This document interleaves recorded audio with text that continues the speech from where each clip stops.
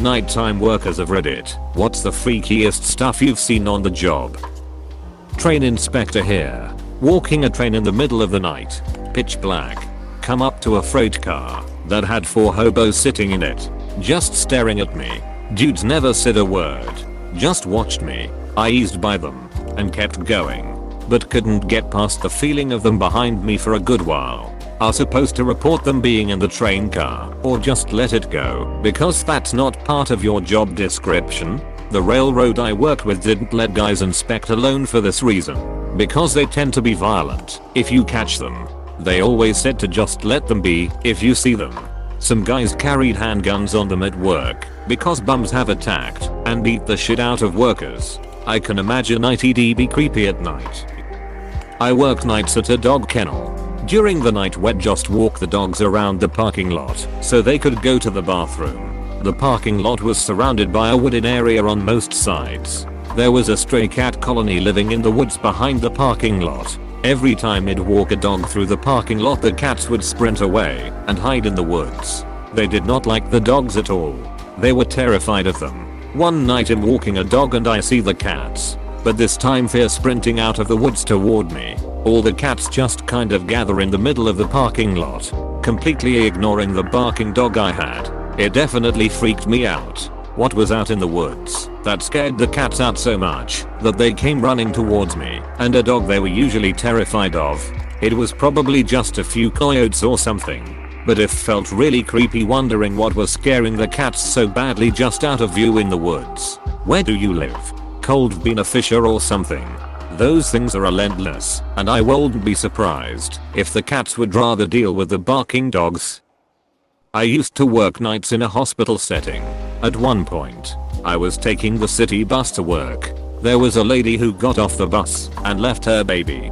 The bus driver pulled the bus over and tried to find her, but it was nighttime and he couldn't find her. He called the police. Before the police got there, the woman came running back, realizing that she had forgotten something.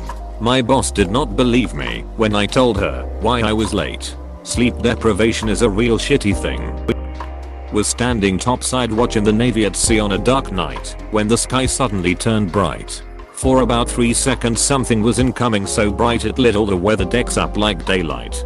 This caused quite a commotion in the bridge and operations. We were forward deployed during wartime, although not in a region where active fighting was expected. Obviously everyone's worry was that we might be under attack. Then the sky went dark again, just as suddenly as it had began. The only one on the ship who had a direct view was me. It's a meteor. Had to repeat that report with details a bunch of times until people calmed down. The thing broke up into 3 pieces and then vaporized in the atmosphere. It was possibly one of the southern Taurids. Right time of year, right part of the globe. And that meteor shower is known for producing fireballs. Being hundreds of nautical miles out on a moonless night, it was truly spectacular. That was far and away the most dramatic meteor I've witnessed, both in terms of the show it put on and in terms of the context. Lucky coincidence to be an astronomy buff standing the right watch at the right moment. I worked at an all-night diner while I was in college. One night at about 2 in the morning, a 4-year-old boy wandered in and said he was there to get some food for him and his little sister because they were hungry. When the manager asked where his parents were, he said they were sleeping at home and that they slept a lot and yelled at him and his sister to be quiet a lot. Turns out he lived at an apartment complex adjacent to the diner and the parents were heroin addicts. It was heartbreaking. My mom worked as an aide at a small elementary school and she always said mommy sleeps a lot is child code for mommy does a lot of drugs. So sad. My oldest niece was about 8 when she called 911 one afternoon because mommy won't wake up. Fortunately the overdose wasn't enough to kill my sister-in-law. 2 stints in rehab and she's still clean and keeping her life together. Niece started college this year and I'm hoping she avoids a lot of the choices her mother made. I'm a nurse, so I see a lot of freaky stuff working days at the hospital as well, but I used to work nights. There's a common phenomenon amongst dementia patients called sundowning. A dementia patient can be sweet and innocent all day, but once night falls they do a complete 180 and become agitated and often hostile. Also, more patients die on night shift for some reason. They always seem to want to crash around 3 AM. Not specific to working night shift, but dead people. I work in a nursing home and unfortunately people dying is the name of the game.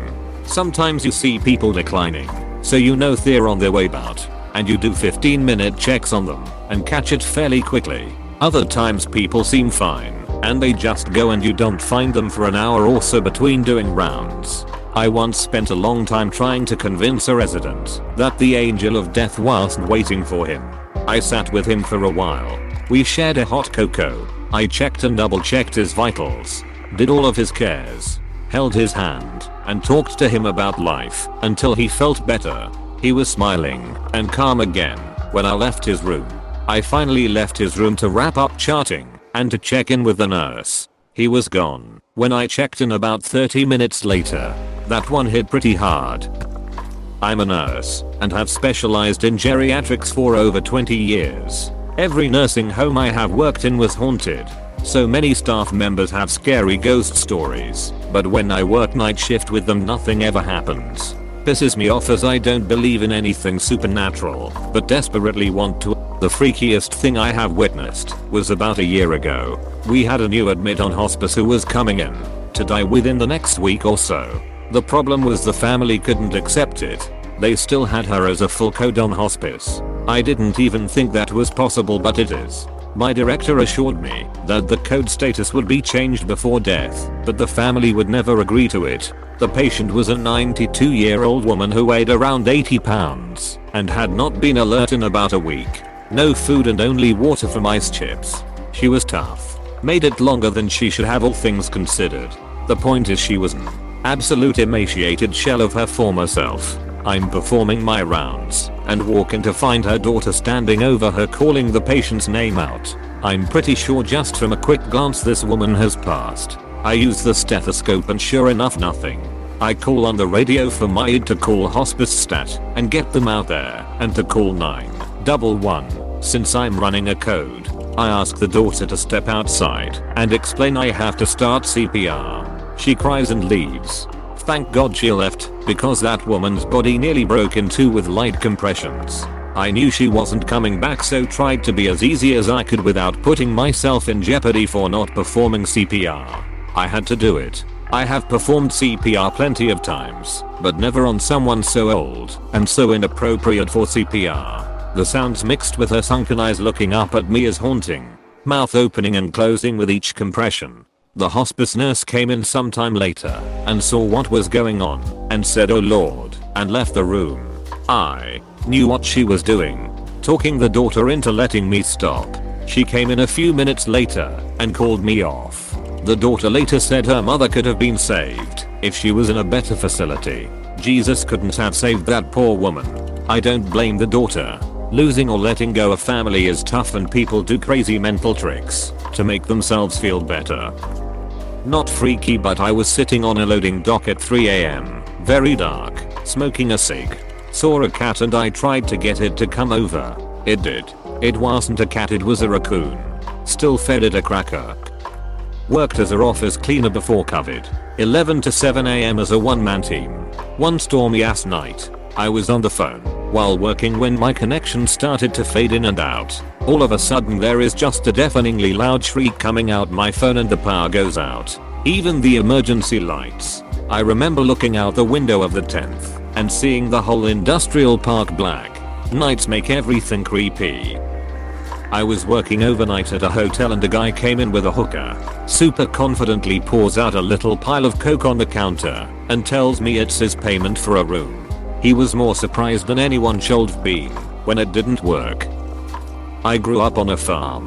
One night I was supposed to check the irrigation pumps at 2 AM. It's a 2-mile drive and I'm mostly asleep. I park the truck with the lights aimed at the river. When I get out, the headlights are projecting my shadow on rapid layers of fog coming from the river. Above that, the fog was dissipating into the wildest northern lights display I've ever seen. It was like a sheet being violently shook from one horizon to the other. The farm has no sound or noise pollution. There was nothing else to obscure it. The northern lights have a sound. It's like sand on rough paper. So I took several moments to just take in my silhouette was joined visually to green mist across the sky that filled my vision and my ears. Please click subscribe if you enjoyed this video.